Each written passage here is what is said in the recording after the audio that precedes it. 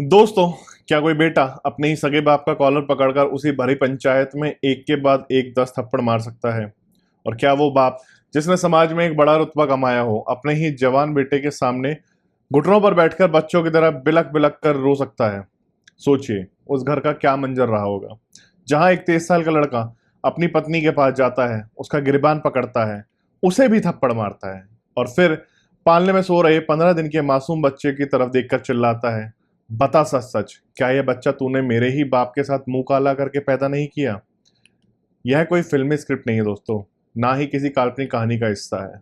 यह उत्तर प्रदेश बुलंदशहर से आई एक ऐसी ही रोंगटे खड़े कर देने वाली कड़वी हकीकत है जिसने पूरे समाज को और हमारी सोच को और खून के पवित्र रिश्ते को हमेशा हमेशा के लिए शर्मसार कर दिया है। नमस्कार दोस्तों, मेरा नाम है सुमित और आज जो मैं आपको कहानी सुनाने जा रहा हूँ वो बुलंदशहर के खुर्जा शहर की है। मतलब आज की इस रोंगटे खड़ी कर देने वाली सच्ची कहानी के सुनाने के बाद आप भी अंदर तक हिल जाएंगे और यह सोचने पर मजबूर हो जाएंगे कि आखिर हमारे समाज किस तरफ जा रहा है और किस किस तरह के लोग इस समाज में रहते हैं। कहानियां तो आपने बहुत सुनी होगी, लेकिन रिश्तों के इस कत्ल कहानी की गूंज आज अखबारों से लेकर सोशल मीडिया तक इतनी दूर तक फैल चुकी है कि सुनने वालों का कलेजा कांप गया है। आखिर ऐसा क्या हुआ? एक हंसता खेलता परिवार चंद महीनों में शमशान कैसे बन गया? क्यों एक छोटे भाई ने भी अपने सगे बाप के जनाजे में शामिल होने से इनकार कर दिया? चलिए शुरुआत से समझते हैं इस खौफनाक दास्तान को एंड जानते हैं इस कहानी की परत द परत को। यह कहानी उत्तर प्रदेश के जिला बुलंदशहर की है। बुलंदशहर एक तहसील लगती है जिसका नाम है खुर्जा, और इसी खुर्जा तहसील का एक गांव है कलंदरगढ़। इसी कलंदरगढ़ गांव के रहने वाले थे रियाजुद्दीन, जिनकी उम्र लगभग 50 साल के आसपास थी। रियाजुद्दीन प्रॉपर्टी डीलर का काम करते थे। समाज में उठना बैठना था, अच्छा खासा रसूख था और घर पर भी माली हालत बहुत बढ़िया थी। रियाजुद्दीन के परिवार में उनकी पत्नी किश्वर, दो बेटे और एक 16 साल की बेटी अर्शी थी। बड़े बेटे का नाम था मुबीन, जिसकी उम्र लगभग 23 साल थी और जो अलीगढ़ के सुदेशपुर गांव में, जो कि उनके गांव से लगभग 15 किलोमीटर दूर था, वहां पर दवाई का कारोबार करता था। छोटा बेटा रेहान, उम्र लगभग 19 साल, जो अपने उज्जवल भविष्य के लिए नोएडा में रहकर पढ़ाई कर रहा था। वक्त का पहिया घूमता है और तारीख आती है 16 फरवरी 2025। इस घर के अंदर खुशियों की सहनाई गूंज उठती है। अच्छे अच्छे गीत गाए जाने लगते हैं। मौका था बड़े बेटे मुबीन की शादी का। बुलंदशहर का ही एक थाना क्षेत्र लगता है जिसका जिसका नाम है ककोड़, और वहां का ही एक गांव है भौरा। भौरा गांव के रहने वाले खलील साहब की एक बेहद खूबसूरत बेटी थी जिसका नाम था सना, उम्र लगभग 21 साल। सना और मुबीन का निकाह 16 फरवरी 2025 को बेहद धूमधाम तरीके से संपन्न होता है। बारात आती है, विदाई होती है और सना इसी घर की बड़ी बहू बनकर कलंदरगढ़ आ जाती है। दोनों परिवारों में खुशी का माहौल था। मुबीन और सना की एक नई खूबसूरत शादीशुदा जिंदगी की शुरुआत हो चुकी थी। सब कुछ एकदम परफेक्ट चल रहा था। लेकिन फरवरी में शादी के बाद मार्च आता है, अप्रैल आता है, मई आता है, जून आता है। इस तरह हंसते खेलते करीब 7 महीने बीत जाते हैं, लेकिन किसी को नहीं पता था जिस घर को लोग खुशहाल समझ रहे हैं उसी नींव के नीचे एक बहुत बड़ा बारूद इकट्ठा हो रहा था। महीना आता है 2025 का। एक दिन घर के जो अंदर होता है, हमारी रियाजुद्दीन की पत्नी किश्वर ने ना जाने ऐसा कुछ देख लिया था जिसके उसके बाद उसके पैरे तलीके से जमीन खिसक गई। उन्होंने देखा कि उनके पति रियाजुद्दीन उनकी नई नवेली बहू सना एक कोने में खड़े होकर बेहद अजीब तरीके से हंस हंस कर घूम फिर कर बातें कर रहे थे।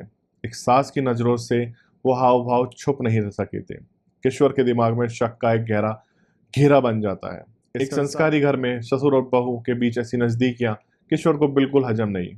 उन्होंने तुरंत अपने पति रियाजुद्दीन को टोका और रोका और साफ लफ्जों में कहा कि जो तुम इस बहू के साथ कर रहे हो वो बिल्कुल भी अच्छा नहीं है, सही नहीं है। अपनी उम्र और रिश्ते का तो लिहाज करो।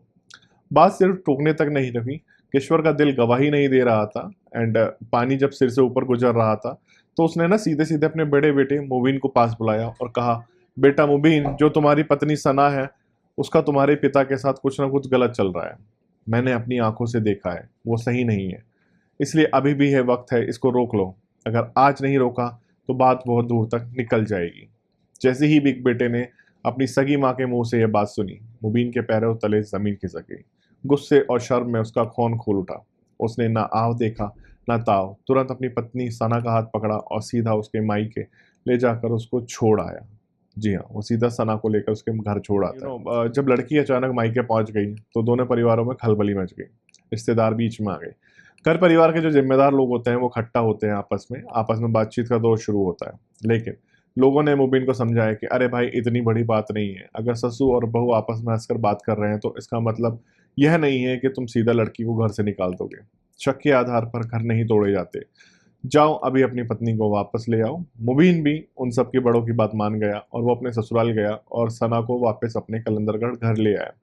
ऊपर से देखने वालों को लगा कि सब कुछ शांत हो गया है, लेकिन मामला रफा दफा हो गया है। लेकिन हकीकत यह थी कि यह तूफान के आने से पहले पहले की जो भयानक शांति थी। महीना आता है अक्टूबर 2025 का।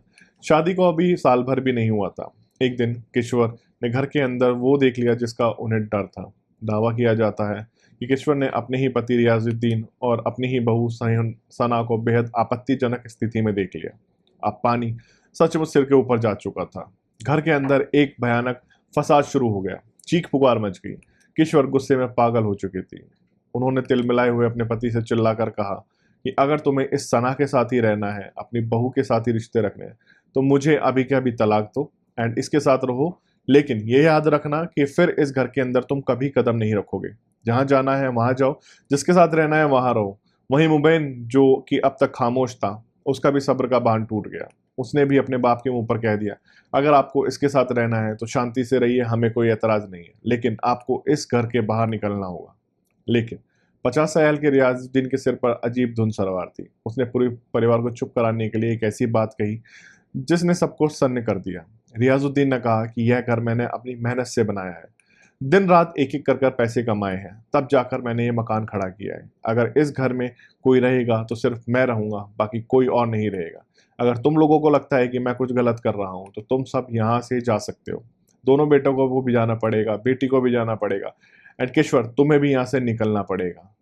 जी हाँ, रियाजुद्दीन ने सीधा सीधा अपने परिवार को धमकी दे दी थी। बाप के इस अड़ियल और शर्मनाक रवैये ने पूरे परिवार को अंदर से तोड़ के रख दिया था। माहौल बेहद तनावपूर्ण हो चुका था। मुबीन ने थक हार कर अपने ससुराल फोन किया और पूरी बात अच्छे से बताई। सना के घर वाले भी तुरंत कलंदरगढ़ पहुंचते हैं। गांव के जिम्मेदार और काफी जो मेन लोग होते हैं वो इकट्ठा किए गए और घर के आंगन में एक बड़ी पंचायत बुलाई गई। पंचायत में दोनों तरफ से खूब कहासुनी हुई। मुबीन ने गुस्से में अपने बाप को बहुत भला बुला बोला, लेकिन पंचायत के लोगों ने दखलंदाजी की और कहा कि कोई भी अपने बाप से बेअदबी से बात नहीं करेगा। आखिरकार पंचायत एक बड़ा फैसला सुनाती है। फैसला यह हुआ कि बाप और बेटे का अब आपस में कोई संबंध नहीं है, कोई रिलेशन नहीं रहेगा। बहू और बेटा घर के एक हिस्से में बिल्कुल अलग रहेंगे और माँ बाप बिल्कुल अलग रहेंगे। कोई भी एक दूसरे के मामले में दखल नहीं देगा। सबको लगा कि पंचायत के फैसले के बाद अब रियाजुद्दीन सुधर जाएगा, लेकिन रियाजुद्दीन के दिमाग में तो कुछ और ही चल रहा था। जैसे ही उसे मौका मिलता है वो अपनी बहू सना के लिए बाजार से महंगे और अच्छे अच्छे कपड़े खरीद कर लाता, उसकी ज़रूरतों का सामान लाता और चोरी छिपे उसे दे देता। ये बात फिर से किश्वर को पता चल गई। किश्वर ने फिर विरोध किया। जब पंचायत ने तुम्हें दूर रहने की हिदायत दी है तो तुम क्यों उसके पास जाते हो, क्यों सामान देते हो? तो रियाजुद्दीन ने चालाकी से जवाब दिया कि जैसे मेरी बेटी अर्शी है वैसे ही वो मेरी बहू है और मेरी बेटी की तरह ही है। अगर तुम्हें लगता है कि मैंने कुछ गलत किया है तो ठीक है, आपसे मैं कोई मतलब नहीं रखूंगा। महीना आता है नवंबर 2025 का। उस महीने में परिवार में एक शादी समारोह था। सना वहां पहुंची। जब मुबीन ने सना के बदन पर वो नए कपड़े और महंगे कपड़े देखे तो उसने कड़क अंदाज में सना से पूछा, ये कपड़े कहाँ से आए? हमारे पास तो इतने पैसे नहीं। तब सना ने कहा, ये कपड़े मुझे पापा जी ने दिए हैं। मुबीन का खून फिर खौल उठा, लेकिन समाज के डर से वो फिर कड़वा घूंट पीकर रह गया। मुबीन भले ही शांत दिख रहा था, लेकिन अंदर ही अंदर वो घुट रहा था। वो रोज सुबह 15 किलोमीटर दूर अलीगढ़ के सुदेशपुर अपनी दवाई की दुकान पर चला जाता और शाम को लौटता, लेकिन उसके दिमाग में एक शक बैठ चुका था। एक दिन मुबीन ने एक शातिर चाल चली। उसने अपनी पत्नी सना के मोबाइल का व्हाट्सएप एक्सेस चालाकी से अपने लैपटॉप पर ले लिया। एंड अब सना अपने फ़ोन में किसे मैसेज कर रही है, किसे कॉल कर रही है, किससे बातें कर रही है, वो सब मुबीन अपने दुकान पर बैठा बैठा लैपटॉप पर देख रहा था। और जब मुबीन ने अपने लैपटॉप की स्क्रीन पर देखा तो उसे देखकर उसकी रूह कांप गई। उसका सगा बाप रियाजुद्दीन और उसकी खुद की बीवी सना आपस में बंद कमरों में अश्लील बातें किया करते थे। दोनों के बीच बेहद गंदी और अश्लील चैट्स हो रही थी। सिर्फ टेक्स्ट मैसेज ही नहीं बल्कि वॉइस मैसेज के जरिए भी दोनों एक दूसरे को अश्लील संदेश भेजा करते थे, जो सीधा सीधा मुबीन के लैपटॉप पर रिकॉर्ड हो रहे थे। मुबीन के पास अब एक बर्बादी के पुख्ता डिजिटल सबूत थे। वो अंदर ही अंदर एक खूंखार ज्वालामुखी बनता जा रहा। इसी बीच वक्त और आगे बढ़ता है। सना गर्भवती हो जाती है। तारीख आती है 9 मई 2026। सना को प्रसव पीड़ा होती है, जिसके बाद उसे ग्रेटर नोएडा के जिम्स हॉस्पिटल ले जाया जाता है एंड वहाँ उसको भर्ती कर दिया जाता है। अगले ही दिन यानी 10 मई 2026 को एक सुंदर से बेटे को जन्म देती है सना। घर में बच्चा आने पर खुशियां मनाई जाती थी, मोहल्ले वाले को दिखाने के लिए लड्डू भी बांटे गए, लेकिन मुबीन का दिल रो रहा था। वह जब भी उस 15 दिन के मासूम बच्चे को देखता तो उसके दिमाग में गणित चलने लगता। सितंबर 2025 से उसके बाप और उसकी पत्नी के बीच अवैध संबंध थे और बच्चा मई 2026 में आया, यानी पूरे 9 महीने का वक्त। मुबीन को पूरा यकीन हो चुका था कि यह वह बच्चा उसका नहीं बल्कि उसके सगे बाप की हवस की निशानी है, और इसी बात को लेकर घर में आए दिन मियाँ बीवी के बीच झगड़े होते रहते थे। मुबीन बार बार सना से यही पूछता कि सच बता कि यह किसका खून है। आखिर वो खौफनाक दिन आ ही जाता है। फिर आता है वो खौफनाक दिन, जो की तारीख थी 24 मई 2026। सुबह के लगभग 9 बज रहे थे। दावा किया जाता है कि सोशल मीडिया और आसपास के लोगों के मुताबिक उस समय मुबीन ने अपनी पत्नी और अपने बाप को फिर से किसी आपत्तिजनक स्थिति में देख लिया था। हालांकि इसकी कोई पूरी पुष्टि नहीं हुई, लेकिन मुबीन का गुस्सा 7वें आसमान पर पहुंच गया। उसने तुरंत फोन घुमाया और अपने ससुराल वालों को कलंदरगढ़ बुला लिया। घर के अंदर मुबीन का परिवार भी था और सना के मायके वाला भी मौजूद थे। एक बार फिर पंचायत बैठी, लेकिन इस बार मुबीन का रूप बदला हुआ था। वो अचानक उठा, उसने 50 साल के बाप अपने रियाजुद्दीन के पास पहुंचा, उसका गिरबान पकड़ा और पूरी ताकत से एक के बाद एक 10 थप्पड़ उसके मुंह पर जड़ दिए, भरी पंचायत में, समधियों के सामने। जब एक बाप को बेटे ने पीटा तो वो बाप घुटने पर आ गया और बच्चे की तरह रोते हुए अपने ही बेटे के सामने गिड़गिड़ाने लगा। इससे पहले कि लोग बीच बचाव करते, मुबीन वहां से हटा और सीधा अपनी बीवी सना के पास पहुंचा। उसने सना का भी गिरबान पकड़ा और उसे भी कई थप्पड़ मार दिए। फिर वह दौड़कर अपने उस 15 दिन के मासूम बच्चे के पास गया और उसे उठाया और चिल्ला कर कहा, बता सचमुच क्या ये तूने मेरे बाप के साथ मुंह काला करके पैदा नहीं किया। इतना कहकर मुबीन खुद भी फूट फूट कर रोने लगा।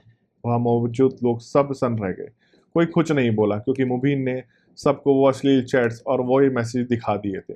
सब समझ चुके थे कि गलती किसकी है। लोगों ने किसी तरह दोनों पक्षों को शांत करवाया और अपने अपने घर लौट गए। लेकिन कहानी यहाँ खत्म नहीं हुई। असली खून तो असली खूनी खेल तो अब शुरू होना था।